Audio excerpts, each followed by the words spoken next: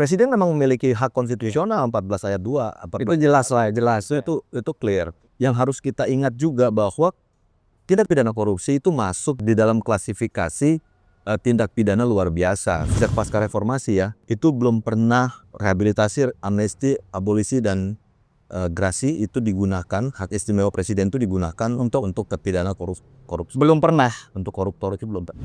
Karena hak istimewa ini sangat kuat sekali, mengesampingkan lembaga yudikatif dan legislatif bahkan. Jadi eksekutif ini bisa menerobos hukum dan kemudian mengesampingkan semua pembuktian di persidangan demi untuk apa? Demi untuk bangsa, utuhnya negara kesatuan Republik Indonesia. Jangan sampai kemudian hak istimewa presiden itu yang semata-mata digunakan dalam kondisi yang sangat memaksa dan sangat-sangat dalam kondisi overmah, semata-mata menjaga kesatuan Republik kita, kesatuan negara kita, digunakan untuk hal-hal yang spesifik, apalagi misalnya untuk sesuatu yang jelas-jelas sudah menjadi musuh besarnya bangsa dan tujuannya Republik Indonesia ini bahkan sejak Indonesia berdiri.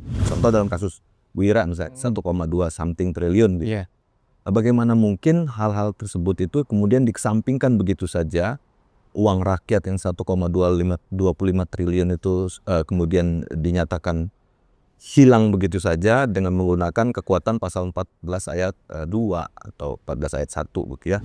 Yang harus juga didengar suaranya oleh Bapak Presiden, pastinya juga teman-teman yang bekerja di lapangan, yang siang malam Betul, nggak tidur ya. menaruhkan nyawa dan keselamatan mereka ya. Tidak hanya dirinya tapi keluarganya yang di rumah juga terancam saat dia melakukan tugasnya untuk korupsi, dan korupsi ini kan pasti terkait dengan kekuasaan.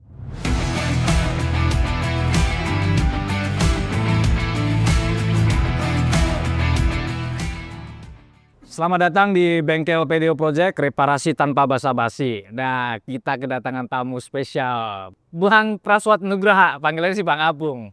Jadi ini kawan-kawan Bengkel PDO harus tahu bahwa kerusakan di negara ini salah satu yang memperbaiki adalah Bang Praswat Nugraha. Jadi banyak kasus-kasus besar, kasus-kasus korupsi di Indonesia ya, bukan lagi di Jakarta, tapi di Indonesia itu yang namanya adalah Bang Praswat Nugraha. Jadi kawan-kawan Bengkel PDO, siapa yang mau memperbaiki negara ini ya harusnya belajar sama Bang Praswat, kira-kira begitu. Karena banyak kerusakan kawan bengkel, jadi Bang Praswat datang mampir bawa kerusakan juga. Salah satunya soal kerusakan kasus atau penanganan kasus korupsi, kejanggalan atau fenomena lah ya, lebih tepatnya adalah fenomena di mana presiden belum lama ini mengeluarkan atau dia memberikan rehabilitasi untuk mantan direktur utama ASDP, Ira Puspadewi. Nah Bang Praswat, kalau kita ngomong soal kerusakan, apakah itu bentuk kerusakan? Pemberian rehabilitasi untuk seorang terpidana kasus korupsi. Saya baru tahu tuh bahwa Bengkel PDO ini filosofisnya adalah untuk memperbaiki kerusakan bangsa dan negara. Subhanallah sekali ini. Sebenarnya terinspirasi dari Beras memang. Jadi Bang Praswat ini sebenarnya merendah. Dia ini memperbaiki negara ini loh, serius loh. Kalau kita ngelihat apa kemarin ya terakhir itu ada kasusnya Bu Ira, ada Pak Hasto sama Pak Tom Lembong ya. Oke. Itu ada yang investasi abolisi, ada yang amnesti, ada yang rehabilitasi. Secara perspektif ketatanegaraan konstitusional lah, 14 ayat 1 ayat 14 ayat 2 Undang-Undang Dasar 1945. Tapi kalau kita gali berpikir satu langkah lebih dalam lagi sedikit saja, itu kita akan dibenturkan sama bahwa bangsa ini sudah menghadapi perang besar terhadap korupsi ini sudah bahkan sejak Indonesia ini berdiri. Jadi hampir seumur dengan negara ini gitu loh. Bahkan mungkin lebih tua lagi, banyak budayawan berpendapat bahkan sejak dari zaman kerajaan dan lain-lain kita sudah bertarung melawan anti korupsi. Nah, melawan korupsi itu udah berarti zaman kerajaan kita ya Bang dulu kan. Jadi secara historis memang sudah sangat panjang sekali pertarungan kita untuk melawan korupsi ini di Indonesia. Tapi kan kita memang di Indonesia Bang, jadi memang budayanya kan korupsi ya. Nah, benar. Ini yang makanya saya ngomong itu budayawan, karena saya belum sanggup sampai sekarang ngomong bahwa kok bisa ada sesuatu yang jelek tuh jadi budaya bangsa yang kita cintai ini kan ya. Iya. Nah, Dari situ kemudian kita beranjak bahwa presiden memang memiliki hak konstitusional 14 ayat 2. Itu jelas lah, jelas. Itu clear. Cuman yang harus kita ingat juga bahwa tindak pidana korupsi itu masuk di dalam di dalam klasifikasi tindak pidana luar biasa sebagaimana yang dituliskan di dalam United Conventions Against Corruption UNCC dan sudah kita ratifikasi sebagai undang-undang di Republik ini. Nah, maka kita semua terikat pada itu. Masuk nggak kemudian bagaimana hak konstitusional presiden ini, hak prerogatif presiden digunakan? Ini yang juga kemudian harus kita cermati secara hati-hati sekali. Kenapa? Karena sejak Indonesia, sejak pasca reformasi ya, itu belum pernah rehabilitasi, amnesti, abolisi, dan grasi itu digunakan, hak istimewa presiden itu digunakan untuk terpidana korupsi. Belum pernah. Untuk koruptor itu belum pernah. Dan di Rejim Kapol 3 langsung ya? Iya, belum pernah. Dan ini adalah satu fenomena yang juga harus kita sikapi dengan bijak ya, dengan hati-hati sekali, terutama Pak Presiden pastinya harus punya pemikiran yang mendalam sekali dan mudah-mudahan dia mendengar juga ini. Pasti mendengar Bang. Pasti mendengar Bang. Ini harus disikapi dengan sangat-sangat cermat karena kewenangan yang dimiliki, yang sebegitu besarnya untuk dimiliki itu secara filosofis dulu pada para founding fathers kita memberikan kewenangan tersebut secara konstitusional kepada presiden itu semata-mata untuk menjaga kesatuan dan persatuan bangsa, menjaga ya semata-mata untuk rakyat Indonesia gitu ya. Dan secara pendekatan politik ini itu kan memang secara konstitusional itu dibenarkan kepada presiden untuk rekonsiliasi politik. Iya, Itu yang harus kita garis bawahi. Ini apa istilahnya ya? Jadi amnesti, Politik hukum ya? amnesti dan makanya dia rehabilitasi gerasi itu di pasal 14 ayat 1 itu meminta pertimbangan Mahkamah Agung karena terkait dengan pidana murni, memberikan keringanan dan lain-lain ya. Tapi tidak menghapus pidananya ya. Itu yang harus kita garis bawahi. Oke. Lalu kemudian abolisi dan amnesti itu untuk pendekatan rekonsiliasi politik digunakan untuk apa? Untuk misalnya Indonesia terancam saudara, Kayak terancam ya. pecah gitu. Misalnya Indonesia ada pemberontakan, terancam pecah, ada misalnya kerusuhan yang mana ada pembakaran dan lain-lain, maka presiden mengeluarkan kekuatan politiknya, mengeluarkan hak prerogatifnya untuk menjaga agar bangsa kita tetap utuh. Misalnya Agustus kemarin, Iya. hal seperti itu. Itu yang harusnya memang dicermati benar-benar sangat hati-hati menggunakan hak istimewa ini. Karena hak istimewa ini sangat kuat sekali mengesampingkan lembaga yudikatif dan legislatif bahkan. Jadi eksekutif ini bisa menerobos hukum dan kemudian mengesampingkan semua pembuktian di persidangan demi untuk apa? Demi untuk bangsa utuhnya negara kesatuan Republik Indonesia.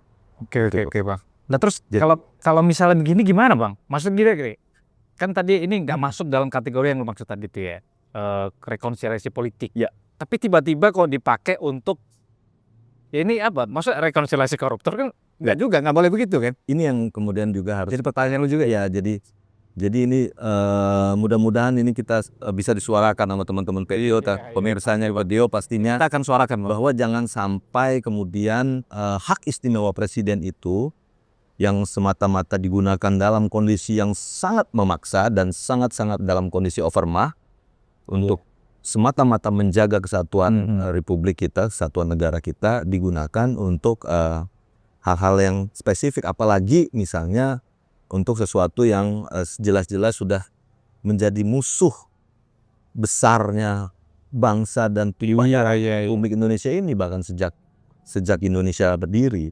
Kejahatan luar biasa Bang. Betul. Ya ini teman-teman yang pernah baca berita soal korupsi segala macam pasti kesel kan kalau misalnya ada berita, wah ketangkep nih OTT segala macam. Nah tiba-tiba dapat pengampunan apa istilahnya rehabilitasi, pemulihan segala macam ini kadang-kadang gimana kan kayak gitu itu ya. Itu biasa umum lah di warung kopi itu biasanya begitu tuh. Jadi masyarakat kita tuh kalau dengar kasus atau berita tentang penangkapan kasus korupsi pasti sebel. Tapi kalau misalnya dapat pemulihan gini jadi dilema. Iya, Kadang-kadang kalau yang cinta presiden kan, wah presiden saya gimana? Nah kayak gitu kan. Iya, karena tadi bahwa jadi debatable-nya itu kan bagaimana mungkin gitu ya ada seorang koruptor yang sudah divonis bersalah dan sudah dinyatakan oleh hakim merugikan keuangan negara, misalnya contoh dalam kasus Wira misalnya 1,2 something triliun gitu. Iya. Bagaimana mungkin hal-hal tersebut itu kemudian dikesampingkan begitu saja, uang rakyat yang 1,25 triliun itu kemudian dinyatakan hilang begitu saja dengan menggunakan kekuatan pasal 14 ayat 2 atau 14 ayat 1 gitu ya. Ini yang kemudian kita sebagai teman-teman penegak hukum pastinya sudah secara kelembagaan KPK pasti tidak akan mengambil posisi yang vis-a-vis terhadap presiden. Karena kan presiden adalah panglima tertinggi pemberantasan korupsi di Indonesia. Nah, tapi namun yang harus juga didengar suaranya oleh Bapak Presiden pastinya juga teman-teman yang bekerja di lapangan, yang siang malam Betul, nggak tidur ya. menaruhkan nyawa dan keselamatan mereka ya, tidak hanya dirinya tapi keluarganya yang di rumah juga terancam dalam saat dia melakukan tugasnya untuk korupsi, dan korupsi ini kan pasti terkait dengan kekuasaan nih Mas Tio. Jadi dia itu kejahatan yang satu-satunya kejahatan yang hukum wajibnya itu ada kekuasaan di situ. Kalau tanpa kekuasaan nggak bisa. Nggak bisa korupsi. Gitu loh. Ya taruhlah RT aja itu kan punya kekuasaan tuh, dia dengan gampang akan bisa korupsi ya. Meskipun dia nggak bisa korupsi. kadang-kadang nggak punya niat nih, tapi tuh kadang-kadang kalau dia punya kekuasaan tiba-tiba berubah bisa ya bang ya. Iya. Nah, kan banyak pepatah yang ngomong siapa tuh, tainted kayak gitu kan. Iya. Ya, Kalau kan abang yang ngajak. power tends to corrupt. Absolute power corrupt absolutely. Oke, jadi Bang Abung, ceritanya Bang, kita tuh ngundang Bang Abung di Bengkel PD ini kan sebentar lagi tuh kan akhir tahun. Ya. Nah, Desember itu kan kadang-kadang kita selalu ingat tuh bahwa ada namanya Hari Anti Korupsi Sedunia. Ya. Nah, makanya kita sekalian mau refleksi nih Bang. Kita dapat dalam setahun ini, taruhlah mungkin belum habis ya Desember ini, tapi setidaknya ada fenomena pemberian abolisi, amnesti, dan terakhir rehabilitasi untuk terpidana kasus korupsi. Nah kalau Bang Abung berkaca atau refleksi sedikit nih, taruhlah di rejim Prabowo fenomenanya ada segini nih dalam waktu 1 tahun terakhir ya. Dan kemudian kita juga ingat Bang, di zaman Jokowi pemberantasan korupsi kan juga nggak baik-baik banget, bahkan buruk kalau kata teman-teman ex-TWK nih kan. Artinya nih masa depan pemberantasan korupsi kita ini kayak gimana Bang nanti Bang? Harusnya kan era Presiden Prabowo ini menjadi harapan ya bagi kita ya. Oke. Dan saya nggak pernah putus harapan juga Mas Tio. Insya Allah selalu pasti akan optimis lah. Mudah-mudahan Bapak Prabowo selaku Panglima tertinggi pemberantasan korupsi kita bisa memimpin di depan ya. Dan yang pastinya itu Presiden tuh harus jelas politik hukumnya ke arah mana. Mas. Jadi politik ini tidak hanya di politik yang di Senayan atau di politik di partai politik, tapi juga strata tertinggi dalam penegakan hukum itu politik hukum. Iya. Jadi politik hukum itu nanti dia berwenang untuk merubah regulasi, mengarahkan hukum kita ke arah mana. Kalau bahasanya Roscoe itu law as a tool of social engineering. Jadi presiden memiliki tanggung jawab untuk melakukan rekayasa sosial ke arah yang baik ya, ke arah tujuan Indonesia merdeka lah. Oke. Nah, jadi satu pertanyaan bagi kita kemudian, politik hukum Indonesia ini mau dibawa ke arah mana? Karena hak konstitusional presiden yang sudah 3 kali ya digunakan ya. 3 kali, tahun ini 3 kali ya. Dan rehabilitasi dan amnesti. Tapi sebenarnya Bang, sorry kita disclaimer dulu ya, untuk amnesti sebenarnya presiden tuh juga ngasih ke beberapa terpidana yang lain gitu. Waktu itu memang ya Tom Lembong sama si Hasto kan dapat gitu aja, termasuk diantara ribuan yang dapat itu kan. Tapi spesifik yang korupsi kan. Tidak pidana korupsi karena tindak pidana lainnya tentu saja saya tidak memiliki ilmu ya nih Mas Tio, karena Nggak punya pengalaman nggak ahli di bidang gitu ya. Nah kita disclaimer aja tadi Bang. Iya. Jadi hal ini kemudian menjadi satu pijakan kedepannya itu mau ke arah mana politik hukum Indonesia bawa. Nah, apalagi kita sama tahu bahwa ini sudah menjadi putusan pengadilan. Jadi 3-tiganya ini sudah jadi putusan pengadilan, dan Apa yang terakhir bahkan sudah secara jadi berkas perkaranya sudah lengkap, alat buktinya sudah lengkap, penghitungan kerugian keuangan negara sudah lengkap. Terus apalagi kalau kita baca tuh ya risalah persidangan itu ya, itu berapa komisaris, berapa VP, berapa direksi yang dipecat, yang tidak setuju untuk melakukan akuisisi di ASDP saat itu dipecat bahkan untuk memuluskan jalan ini. Jadi mens rea-nya itu sudah fultoid, sudah sempurna gitu loh, Mas Tio. Nah ini yang kemudian harus kita suarakan dan harus kita dengungkan, terutama teman-teman PDO, teman-teman ya publik ya, masyarakat, itu harus didengar oleh Presiden suara-suara hati nurani rakyat ini, sehingga kemudian Presiden bisa mengetahui dan oh iya ini berbahaya untuk pemberantasan korupsi ke depannya. Ya, ini presiden buruk lah. Jadi presiden dan yang khawatirannya ini jadi modus operandi baru nantinya ketika kemudian ada tersangka atau terpidana koruptor juga, dia akan yang pertama kali dilakukan itu bukan yang dialaminya itu bukan terkena efek jera ya. Harusnya kan shock terapinya ketika tersangka di OTT atau ditahan atau diputuskan hakim bahwa dia bersalah, itu kan efek jeranya yang kena, bukan. Tapi kemudian ini tidak adil karena si A dapat amnesti, si B dapat abolisi, si C dapat rehabilitasi. Jangan sampai nanti terpidana lainnya yang saat ini sedang berjalan proses kasusnya ataupun saat ini sudah diputus bersalah oleh pengadilan itu menganggap bahwa diri dia tidak mendapatkan haknya untuk diperlakukan sama di depan hukum, equality before the law. Oke Bang. Ini konsekuensi berat loh. Betul. Karena ini terkait dengan rasa keadilan di tengah masyarakat. Dan satu gini Bang, satu sisi ya, kadang-kadang kita juga bertanya Bang sebenarnya, ini yang salah siapa? Kalau taruhlah misalnya presiden memang oke, dia punya hak istimewa. Tapi ketika rakyat dibenturkan dengan hak istimewa itu, rakyat juga akan bertanya, ini sebenarnya yang salah siapa? Penegak hukum nyata atau memang terpidana tadi itu? Nah, akhirnya jadi debatable kan. Nah, kadang-kadang kita juga mempertanyakan, ini penegak hukumnya beneran bisa nggak sih nanganin kasus itu kok sampai dapat rehabilitasi misalnya? Nah ini kayak gimana untuk Abang yang sebagai mantan penyidik, ketika ada debatable gitu di masyarakat, ya kan? Ini kan jadi masyarakat nggak percaya sama penegak hukum Bang, jadinya Bang. Iya. Ya kan? Nah itu gimana Bang? Konsekuensi gimana kira-kira? Begini Mas Tio, kalau ada proses penegakan hukum pasti kan ada pertanyaan, benar gak sih? Itu fenomena yang biasa-biasa saja sebenarnya terjadi di Indonesia. Tapi kan kalau kita lihat dari proses perkaranya ASDP, itu kita dari awal sudah melihat tuh di persidangan terbuka, terus juga ada pembuktian, ada kesaksian bahkan dari pengurus perusahaannya sendiri, dari pegawainya, dari komisaris, dari direksi, dari VP, dan itu mengakui bagaimana kemudian akuisisi yang dilakukan oleh ASDP saat itu memang tidak tepat, gitu loh. Saya kasih satu analogi sederhana dengan Mas Tio. Misalnya Mas Tio utang dengan saya. Oke.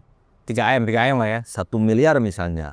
Banyak itu. Nanti tanggal berapa nih? Tanggal 5 besok itu jatuh tempo 5 miliar. 1 miliar. Pada tanggal 5 esok hari, Mas Tio gagal untuk membayar karena tidak punya uangnya.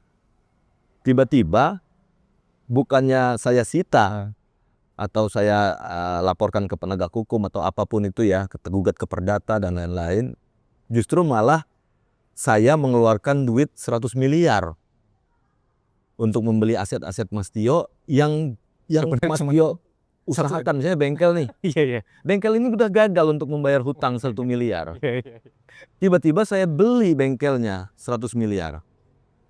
Untuk membayar hutang 1 miliar saja dia sudah tidak mampu, bagaimana mungkin gitu loh. Kemudian kalau bisa dibeli 100M lagi. Hal-hal seperti itu kan sebenarnya harus sederhana ya. Bisa dicerna oleh masyarakat secara simpel gitu loh. Iya. Ya itu tadi bentuk subprime. Iya. Tapi sebenarnya dalam konteks ini nggak debatable. Nggak clear sebenarnya. Clear. Ada perdebatan di sini. Tapi seolah-olah dibuatlah berita-berita di luar ya bahwa nyewa influencer. sudah sudah ini bukan dari saya Mas ya. Mas Tio yang menyampaikan ini. Kan ada influencer yang belain kan? Ya. Ya kan Benar keluar lah. Kemudian berita-berita di luar bahwa oh itu keuntungan bisa apa keuntungannya sampai 600 miliar lah, sampai segala macam dan lain-lain. Lah, sederhananya aja untuk bayar utangnya saja ke ASDP, JN itu sudah nggak sanggup. Plus di luar itu dia juga punya hutang lain kepada debitur lain, itu sekitar 600 miliar something. Itu juga saya akuisisi. Jadi utangnya Mas Tio juga saya akuisisi. Bang, coba ajarin gue bang, atau jelasin ke gue, aksi korporasi itu apa sih sebenarnya? Enggak, gue kadang-kadang kan terjebak tuh dalam, ini kan aksi korporasi, nah kayak gitu. Kasih tahu dulu. Jadi aksi korporasi itu, Mas Tio, itu hak yang diberikan kepada direksi perusahaan, dilindungi dengan 4 prinsip business judgment rule namanya. Jadi selama dia melakukan aksi korporasi, itu dia tidak bisa dipidana, tidak bisa dikriminalisasi lah. Selama dia terlindungi oleh 4 asas nih, di business judgment rule namanya, di pasal 97 Undang-Undang PT. Yang pertama, itu dia nggak ada konflik of interest. Jadi semata-mata memang tindakan dia itu semata-mata hanya untuk keuntungan perusahaan, tidak ada ya misalnya Jadi kalau dia tidak melakukan itu perusahaan bubar lah kira-kira begitu ya. dia misalnya melakukan pengadaan nih, Mas Tio beli ban, bukan beli bannya sama saudara Mas Tio, sama kakak, sama ibu, sama apa dan lain-lain gitu. Jadi dia nggak punya konflik of interest. Yang kedua, dia harus ada good faith-nya. Jadi betul-betul niatnya itu untuk keuntungan perusahaan. Yang ketiga, jika ada kerugian, dia sudah mengeluarkan due diligence, sudah diuji dulu. Sudah diuji sama ada lembaga independen kah, ada pengawas internal kah, ada apa. Yang keempat, ini Mas Tio, si direksi ini itu harus melewati izin dari komisaris atau dari mana dan lain-lain. Jadi memang sudah proper, tahapan-tahapan pengadaannya itu sudah proper. Nah, kalau semua ini sudah dilakukan, best interest untuk perusahaannya sudah dilakukan, memang betul-betul untuk keuntungan perusahaan, maka tindakan aksi korporasi ini, misalnya akuisisi kah, beli kah, hutang kah atau apa, ini harus dilindungi oleh hukum dan tidak boleh dikriminalisasi. Nah, di kasus ASDP dari awal itu sudah diberikan masukan bahwa Jembatan Nusantara itu kapal-kapalnya, aset-asetnya itu ada yang karam, ada yang lain-lain.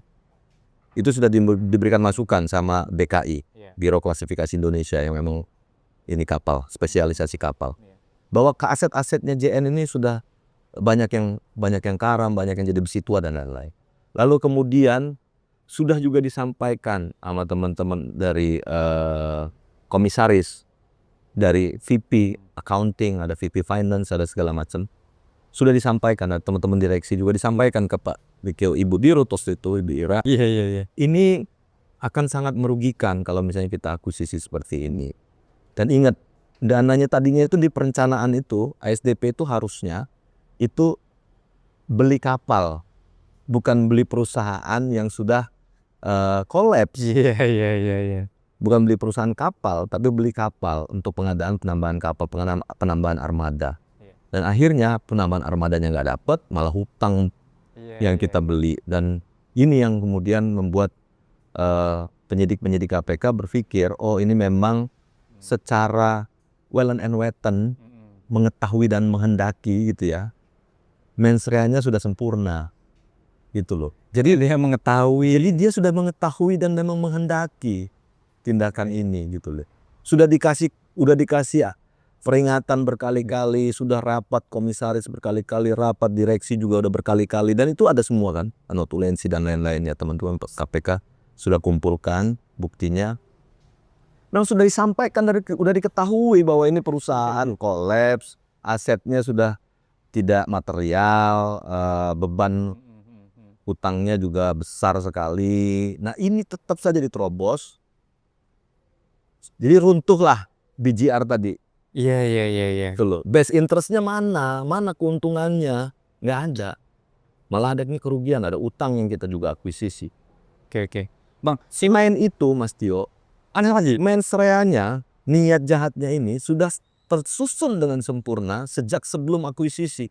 Ada perubahan KD namanya keputusan direksi atau aturan internal untuk memperbolehkan direksi itu mengakuisisi perusahaan tanpa feasibility studies dan tanpa persetujuan komisaris. Wah itu kan, itu apa ya, kalau gue jadi komisarisnya kan gue langsung pecat tuh Bang. Nah, bukan direksinya yang dipecat, tapi komisarisnya justru yang dipecat. Malah komisaris yang Komisarisnya dipecat, komisaris utama dipecat. Komisaris utama ASDP itu sebelum karena terus bertentangan akhirnya dipecat demi untuk memuluskan proses akuisisi JN yang jelas merugikan ini. Iya. Saya bisa ngomong bahwa ini pasti merugikan keuangan negara, itu diputusin hakim. Sudah ada di putusan hakim. Dan kita bisa baca. Bukan opini lagi. Opini, Karena itu sudah jadi fakta hukum, sudah jadi putusan hakim, bukan opini. Iya. Gitu. Oke. Bang, ini kan sebenarnya narasi yang Abang sampaikan ini kemarin tuh kan akhirnya kalah dengan narasi-narasi yang ya mungkin semenit gak nyampe ya jelasinnya orang-orang itu, bahwa ini untuk keuntungan perusahaan yang kita dapat itu di media sosial. Kemarin kan yang bertebaran kan begitu kan, bahwa ini aksi yang bisa menguntungkan perusahaan kayak gitu. Nah pertanyaan saya Bang, kalau misalnya ternyata medsos yang lebih didengarkan daripada penjelasan Bang Abung, ini bahaya nggak Bang? Nanti buat opini besar ya? Risalah dan fakta, dan fakta persidangan. Ini yang kemudian kita prihatin ya, Mas Tio, bahwa kemudian jangan sampai dengan fakta hukum itu dikalahkan dengan misalnya buzzer. Iya. Jangan sampai fakta persidangan dikalahkan dengan opini-opini yang tidak jelas, tidak umurnya dari mana. Diambil secuplik yang menguntungkan misalnya, dipotong-potong gitu ya. Dan juga kemudian kapasitas dan kapabilitasnya serta kompetensinya apa untuk menyampaikan misalnya Ibu Ira misalnya tidak bersalah gitu. Fakta persidangan, bukti, saksi, dan ini hampir 2 tahun loh proses lidik-sidiknya. Mudah-mudahan Bapak Presiden itu segera mengetahui dan menyadari bahwa tidak boleh pasal 14 ayat 2 ayat 1 itu digunakan untuk perkara korupsi. Iya, jadi presiden buruk dan jadi modus bener Bang. Iya. Jadi kemarin tuh kan sempet tuh Bang, Wamenaker kan ketangkep KPK juga. Tiba-tiba kan langsung minta, nanti saya minta gerasi kayak gitu. Nah ini kan suatu saat kemungkinan akan jadi modus yang dimana. Dan tidak hanya Wamenaker, semua kami tersangka itu memiliki hak yang sama untuk diperlakukan sama di depan hukum. Ini yang harus kita hati-hati. Apa bedanya misalnya Wamenaker dengan Bu Ira? Apa bedanya dengan teman-teman lain misalnya saat ini sedang diproses sama KPK? Nah, jangan sampai nanti muncullah rasa ketidakadilan di tengah masyarakat. Ingat loh bahwa para teman-teman tersangka yang saat ini menjalani proses ataupun terpidana itu adalah rakyat Indonesia juga. Oke, Mas Tio. Bisa bayangin nggak Mas Tio, kalau misalnya tiba-tiba seluruh tersangka koruptor di Indonesia ini meminta hak yang sama untuk diberikan Abolisi, amnesti, rehabilitasi, selesai Pak. Rutan KPK sepi, iya kan? Saya jadi speechless nih, itu loh. Karena nggak sanggup kita bayangkan gitu. Lo sebagai orang hukum Nggak nemu ya Bang teorinya ya. kan kalau kita dengan dasar apa mereka ngomong bahwa itu hak saya untuk diperlakukan sama di depan hukum dan dilindungi konstitusi juga loh. Itu hak asasi manusia. Dan pasal 28. Dan ini bisa terjadi loh. Bisa terjadi. Misalnya serentak nih, taruhlah sekarang ada 100 tahanan di KPK atau begitu yang menjalani sidang dan bentar lagi putus misalnya. Bersamaan ya. Terus tiba-tiba dia melakukan hal yang sama kayak misalnya atau kayak yang lain yang minta apa? Koruptor misalnya mengajukan gugatan class action pada presiden untuk diperlakukan sama dan mendapatkan hak amnesti juga, abolisi juga. Ini yang bisa bayangin coba bagaimana kemudian masa depan pemberantasan korupsi kita di Indonesia. Nah ini yang juga jangan sampai kemudian itu terjadi di Indonesia ya. Dan mudah-mudahan presiden sangat-sangat aware terhadap ini gitu Mas Tio.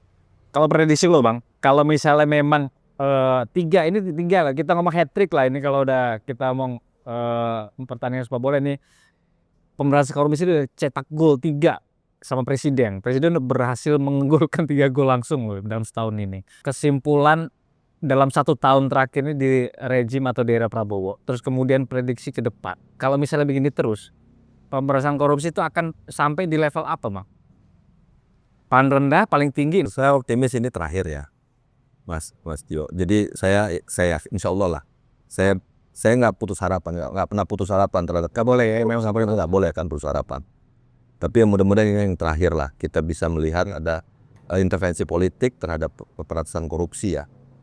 Pemberantasan korupsi ini butuh nggak intervensi politik? Butuh. Tapi untuk mendukung gitu loh, Mas Tio. Bukan kemudian di apa?